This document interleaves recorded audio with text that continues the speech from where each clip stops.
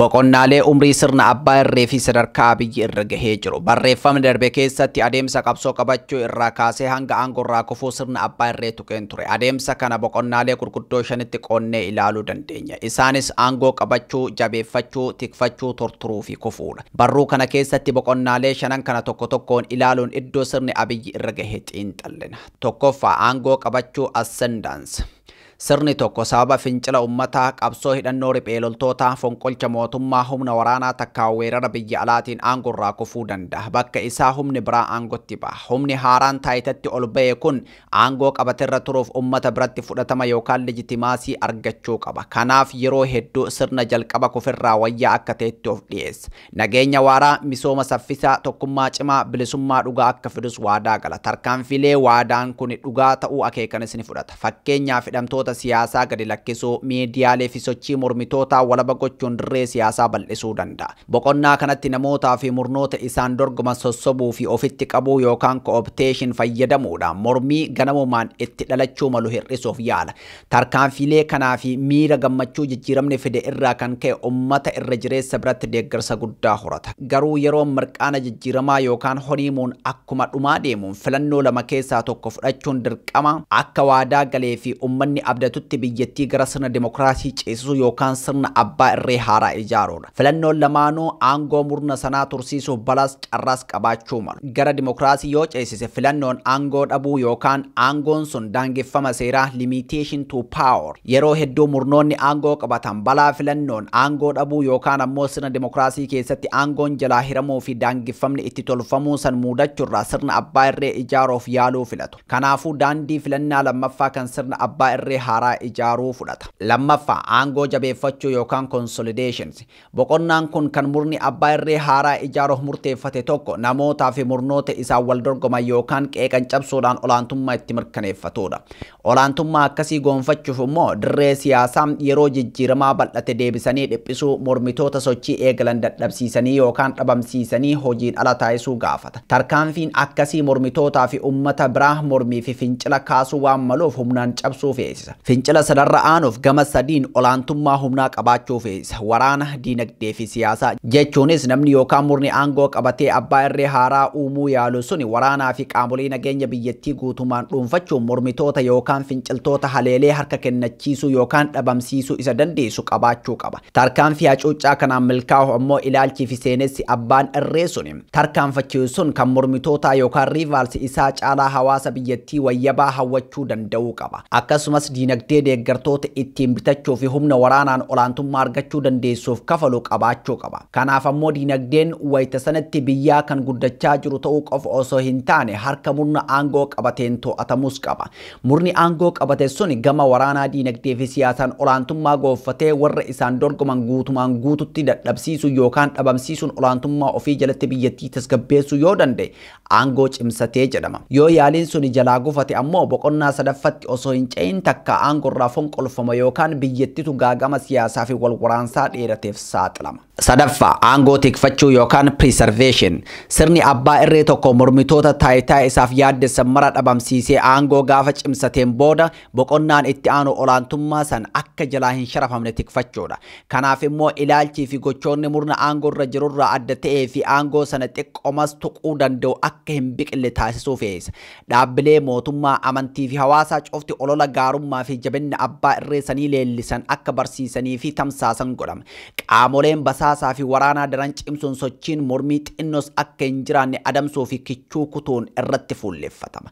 Bakka marattuu namni yookaan murni abbaa irree ta'e sun ni faarfama, ni sodaatama. Waaqaa gadatti heeraa fi seera, fedhii fi hawwii murnaa fi nama aangoo irra jiruutiin biyyi ooltee bulti. Afraffaa tortoruu yookaan diikeem. Sirni abbaa irree tokko aangoo guututti dhuunfatee balaa irraa tikfachuu danda'us adeemsa keessa tortoruu eegala. Yeroon sirni tokko boqonnaa aangoo tikfachuutii gara tortoruutti ce'uuf fudhatu biyya tokko kan biraatti garagara ta'uu mala. Sababoonni garaagarummaa kanaa saffisa guddina diinagdeef madda guddina sanii, deeggarsa biyya alaa, bilchinnaa fi ga'umsa nama yookaan murna abbaa irree sana hoogganuu, haalaa fi bifa sabboonummaa ummata keessa jiruu fi kan kana fakkaatanidha. Sadarkaa aanja'uu yookaan advaanteej sababoota tarreeffaman kana irratti hundaa'uun yeroo turmaataati wal caalanii sirnoonni abbootii irree gara boqonnaa tortorutti seenuun hin hafu. Sirni abbaa irree aangoo cimsatee boqonnaa tikfachuutti seene tokko dhiibbaan humnaa waan irra hin jirreef of dagachuu eegala. Abbaan irree sun milkaa'ina irra ga'ee fi olola deeggartoota isaatiin of akka waan dandeettii fi kennaa addaa suppernaachuraal ta'etti of ilaaluu jalqaba. Qondaalonni marsanii jiranis namicha faarummacheessanii faayidaa ofii tikfachuu malee rakkoo fi hanqina biyyattii keessaa itti himuu dhiisuun aadeffama. Wal dorgommii qondaalota jidduutti godhamu hojiidhaan osoo hin taane abbaa irreensa faaruun qarxam godhuu irratti taati. Kun ammoo abbaa irree nageenya bulchiinsaa fi diinagdee biyyattii ilaalchisee odeeffannoo qabatamaa argachuun tarkaanfilee sirreeffamaa akka hin fudhanne sakaala. Tarkaanfii sirreeffamaa odeeffannoo qabatamaa irratti hundaa'e fudhachuu dadhabuun dhawaataan malaammaltummaa babal'isaa keessoo sirnaatti murnoota biqilchaa komii ummataa hammeessaa deema. Namoonni fi murnoonni sirnicha keessa jiran akka duraa dantaa paartii biyya bulchuuf cinqamuu dhiisuun faayidaa ofii dursutti seenu. Kun ammoo murnoota gidduutti wal dorgommii fi qoccolli akka hammaatu taasisuun naamusni akka caccabu iccitiin keessoo akka miliqu karaa saaqa. Haalli kun hammaataa yoo deemu tajaajilli bulchiinsaa baraaxayuu fi hojiin seekuritii bacancaruu dhala. Hojii bulchiinsa mootummaa tarsiimoo fi karooraan geggeessuu dadhabaa yoo deemu guddinni diinagdee qancaraa dhufa. Malaammaltummaan dhuunfaa aadeeffamuun sadarkaa jireenyaa warra abbaa irree sanatti maxxananii jiranii fi lammiilee idilee jidduu jiru daran bal'isam increasing disparities in wealthy income and opportunity. Durummaan warra aangootti maxxanee fi hiyyummaan lammiilee idilee babal'achaa deemuun komii ummataa yoo jabeessu iccitiin sirnichaa saaxilamuu fi bacancaruun eegumsa nageenyaa yookaan seekuritii ammoo ummanni suuta sodaa sirnichaa jalaa bahaa akka deemu godha. Kun ammoo mormitoonni riphan biyyaa ari'aman yookaan haaraa uumaman mataa ol qabachuun qabsoo akka finiinsan carraa kennaaf. Caasa nageenyaa fi bulchiinsaa malaammaltummaan cuuphamee waan laaffatuuf mormii ka'u kana dursee kichuu kutuu hin danda'u. Mormii ukkaamsuuf tarkaanfii humna guddaatiin rifachiisee sodaa kaleessaa deebisuu yaala. Faallaa kanaa tarkaanfiin humnaa odeeffannoo qabatamaa irratti hin hundoofnee fi tarsiimoon hin masakamne mormii biyya keessaa fi dhiibbaa dippiloomaasii jabeessa. Adaduma haalonni kun hammaachaa deemaniin sirnichi sadarkaa baraaramuu hin dandeenye irra ga'a. Sirni abbaa irree boqonnaa tortoruu irra gahe akkuma birbirsa horoquu eegaleet gaafa tokko bubbee wahii lafaan dhoyti. Shanaffaa kufuu yookaan kollaapsi. Sirni abbaa irree tokko gaafuma mallattooleen tortoruu dura mul'atan of haaromsuun rakkoolee diinagdee siyaasaa fi nageenyaa bibbiqilaa jiran kichutti furuu dadhabnaan saffisaan laaffachaa fi laamsha'aa deema. Laamsha'uun kun ammoo fincila ummataa yookaan sochii riphee loltootaa jajjabeessuun kufaatii saffisiisa.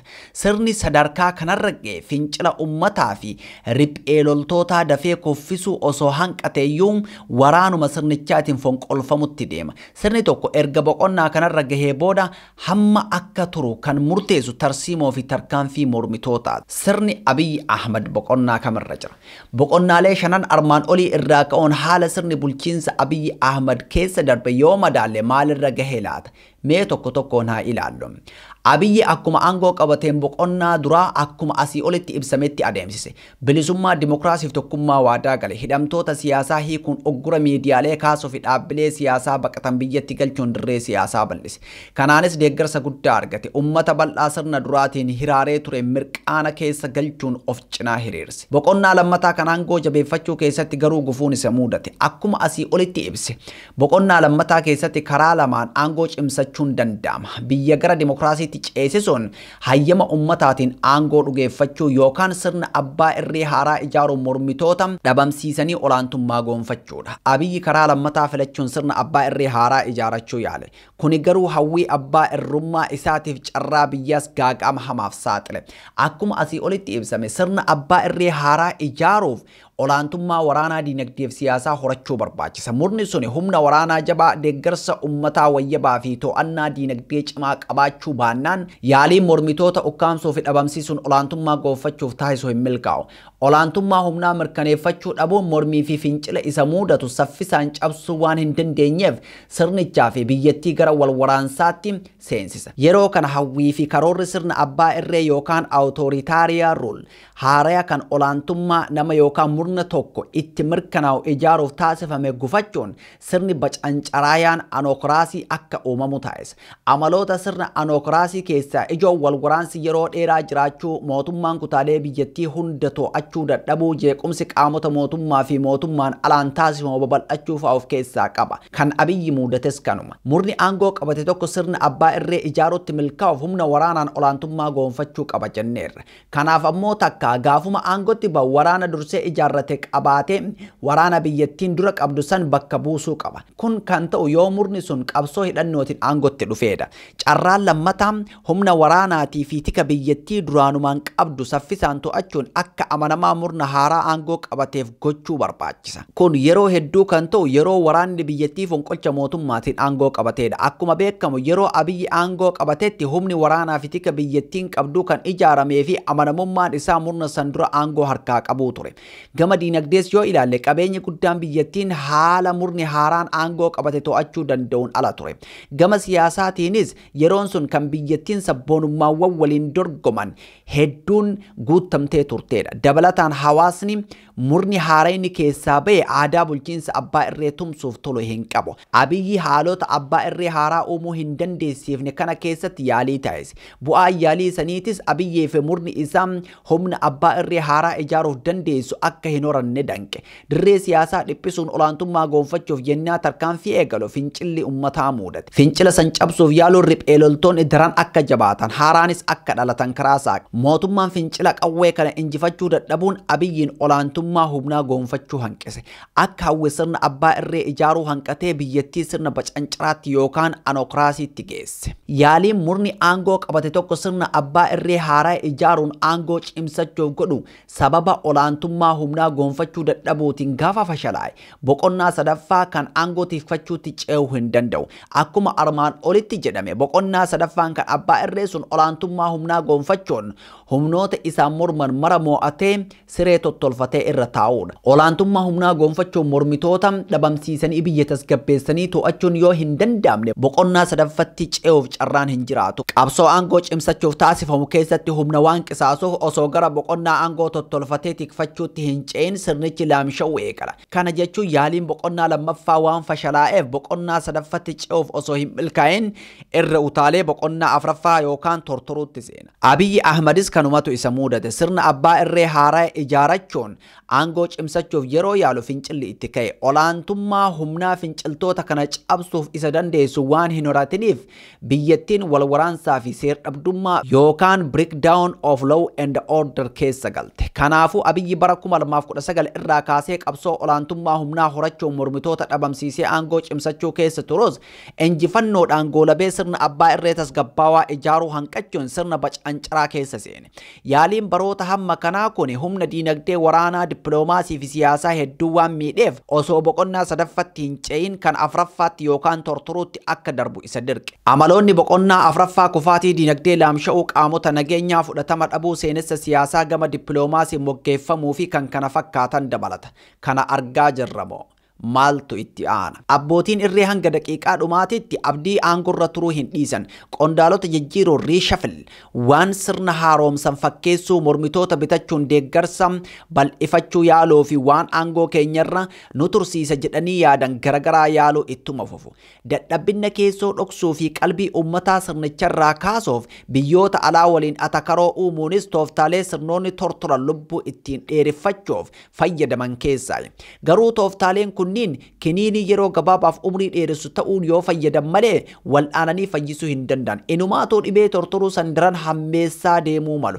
Fakkeenyaaf boqonnaa afraffaa kanatti qondaalota duraa yaasanii haaraa bakka buusuun waraabessa quufe baasanii kan beelee fiduudha. Warri ari'ame leecalloo kaleessa saaman qabatanii abbaa irree sanarratti haloo bahootti bobba'uu malu. Warri haaraa aangootti muudame ammoo caasaa warra dura tureetiin sakaalamuun hojii bu'aa buusu akka hin raawwanne danqamu. Warri haaraan gariin ammoo sirnichatti aduun dhiyaa akka jirtu waan beekaniif saffisaan qooda isaanii malu saamutti bobba'uun komii ummataa hammeessu. Biyya alaa waliin atakaroo seenuunis yeroof qalbii ummataa ofirraa maqsuuf fayyadus humna laamsha'een lolatti seenuun injifannoo mirkaneessuu waan hin dandeenyeef kufaatii saffisiisa. Walumaa galatti yaaliin Abiyyi sirna abbaa irree haaraa ijaaruun aangoo cimsachuuf taasise milkaa'uu dhabuun boqonnaa aangoo tikfachuu osoo hin gahin boqonnaa tortoruu sirnaatti isa ceesiseera. Kana booda carraan bayyanatee boqonnaa aangoo cimsachuu fi tikfachuutti deebi'uu hin jiru. Hamma fedhes yaalu olaantummaa horachuu hin danda'u. Leecalloon siyaasaa dinagdee fi waraana isaa guyyarraa saffisaan haphataa deemaa jira. Kan warra isaan mormanii ammoo guddataa jira. Tooftaalee adda addaa fayyadamuun boqonnaa shanaffaa hanqisuuf wixxifachuu mala. Tooftaalee kanaan yeroof osoo milkaa'eyyuu boqonnama afuraffaa keessa tura malee duuba deebi'uun aangoo cimsachuu tikfachuuf haalli isa dandeessu hin jiru. Garuu ammoo adaduma boqonnaa afuraffaan kun dheerateen tortorri sirnichaa hammaachuun gatii uummanni fi biyyi kafalu hammeessa. Boqonnaa afuraffaa amma keessa jirru kanatti Itoophiyaan biyya kufte failed state taatee jirti. Boqonnaan kun dheerachuun immoo biyyattiin gara guutumaan guututti diigamuu total collapse geessuu mala. Kanaafuu boqonnaa afuraffaa kana gabaabsuun ummataa fi biyya teenya baraaruun akeeka qabsoo amma taasisaa jirruuti. Xiinxalla kana kan barreesse Jawaar Mohammad kan sagaleen dhiyeesse ammoo Ansaraay Sabaati.